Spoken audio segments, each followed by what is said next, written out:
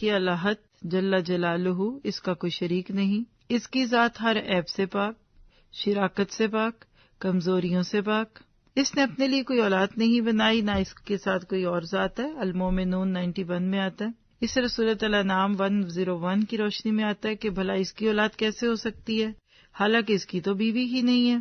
تو الاحد وحدانیت یعنی واحد ہونا، ایک ہونا، اسماء و صفات اور معنی پر دلالت کرتا ہے۔ اور سورۃ شورى کی آیت 11 ہے لیس کمثلہ شیء، اس کی تو مثال کے مانند بھی کوئی چیز نہیں ہے۔ تو آپ کہہ سکتے ہیں کہ وہ اکیلا جو ہمیشہ سے اکیلا ہے اور کوئی بھی اس کے برابر نہیں، اس کا کوئی ثانی نہیں، کوئی شریک نہیں، کوئی اس کی جیسی مثال نہیں، کوئی اس کی نظیر نہیں۔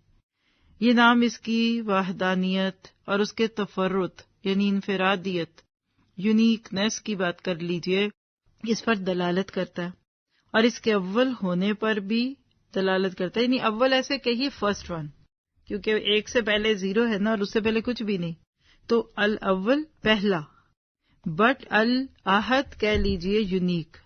سمجھ آ رہے نا؟ ایک ہوتا ہے بچہ فرسٹ آیا اور ایک ہوتا ہے ٹاپر، اور اسی طرح سے آپ ان دونوں کا فرق سمجھتے جائیے۔ اور اس سے پہلے کچھ نہیں، اور وہ اپنی ذات میں اکیلا ہے، خلق میں کوئی اس کا شریک نہیں، سوچئے، اور نہ ہی عبادت میں کوئی اس کا شریک ہے۔ اللہ اکبر۔ بس کہہ لیجئے کہ ہم اس کے بارے میں اتنا ہی جان سکتے ہیں۔ اللهم بلغنا رمضان، اللهم بلغنا رمضان۔